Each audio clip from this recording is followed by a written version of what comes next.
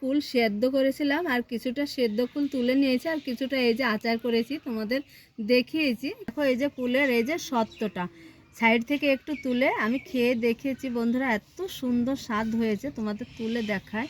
বন্ধুরা আজকে কুল দিয়ে এত সুন্দর মজার একটা কুলের সত্ত্ব বানাবো, আশা করছি খুব ভালো লাগবে। আর এখন প্রথম কুল উঠেছে বন্ধুরা, আর আজকে আমি এই কুলের সত্ত্বটা টক ঝাল মিষ্টি করেই বানাবো বন্ধুরা।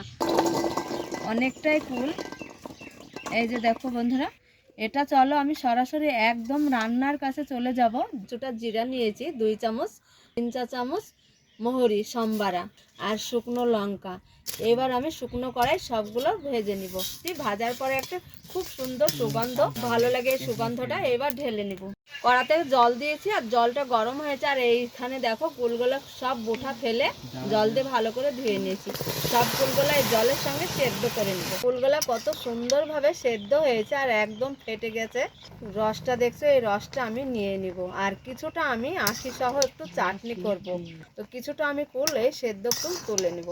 কুল তুলে নিয়েছি আর এই সেদ্ধ কুলে দিয়ে দিব 1 বাটি চিনি, স্বাদ অনুযায়ী একটু দিয়ে দিব লবণ। করে একটু চিনিটা দিয়ে রান্না করে নেব, নিয়ে তারপরে গুঁড়ো মশলা দিব। দেখো এই যে ভাজা ঘরোয়া মশলাটা শিলপাটা একটু গুঁড়ো করে নেব।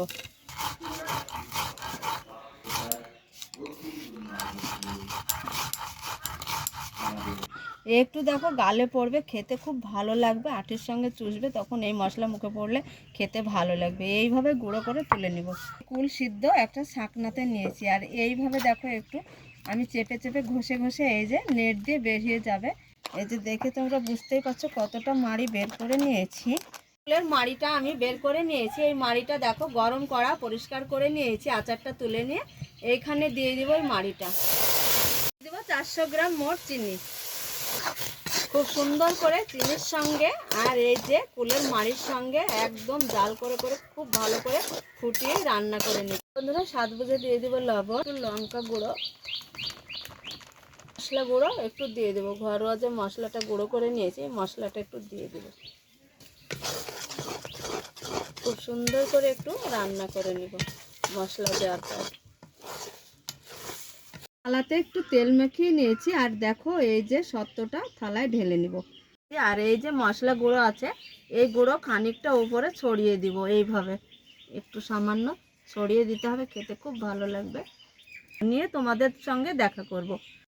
তো বন্ধুরা দেখো এই যে কুল সেদ্ধ করেছিলাম আর কিছুটা সেদ্ধ কুল তুলে নিয়েছি, আর কিছুটা এই যে আচার করেছি, তোমাদের দেখিয়েছি, কিন্তু মশলা দেওয়ার পর যে নামিয়েছি সেটা দেখায়নি।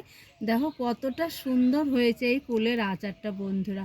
কুলের আচারটাও রোদ দিয়ে শুকিয়ে নিয়েছি, আর দেখো এই যে কুলের এই যে সত্ত্বটা সাইড থেকে একটু তুলে আমি খেয়ে দেখিয়েছি বন্ধুরা, এত সুন্দর স্বাদ হয়েছে, তোমাদের তুলে দেখায়। এই যে কুলের সত্ত্বটাও দেখো, আচারটাও যেমনি খুব সুন্দর হয়েছে, সত্ত্বটা এইভাবে এই যে তুলে নিব। দেখো এই যে কুলের সত্ত্বটা আমি থালা থেকে তুলে নিয়েছি, আমি ছুরি দিয়ে কেটে দেখো একটা প্লেটে রেখে দিয়েছি সাজিয়ে বন্ধুরা, এত সুন্দর হয়েছে। আর কি বলবো, এখনকার কুলের সত্ত্বর আর কুলের আচারের কি স্বাদ বন্ধুরা, দারুণ একটা স্বাদ। কুলের আচার বলো আর কুলের সত্ত্ব বলো, রোদে দিয়ে শুকালে কিন্তু দারুণ হয় কালারটা, আর খেতেও জবর লাগে, আর শুকালে নষ্ট হয় না, অনেক দিন ধরে থাকবে বন্ধুরা। আজকের এই রেসিপি তোমাদের কেমন লেগেছে, যদি ভালো লাগে তোমরা একটা লাইক কমেন্ট শেয়ার করবে, চ্যানেলটা সাবস্ক্রাইব করে পুরো ভিডিও দেখার অনুরোধ। রেসিপি এখানে শেষ করছি, পরবর্তী ভিডিও নিয়ে তোমাদের সঙ্গে দেখা হচ্ছে। যেখানেই থাকো ভালো থাকো সুস্থ থাকো, তোমাদের টাটা।